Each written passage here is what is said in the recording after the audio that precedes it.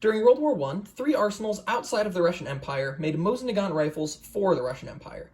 Those included Châtel-Leroux in France, New England Westinghouse in America, and Remington in America.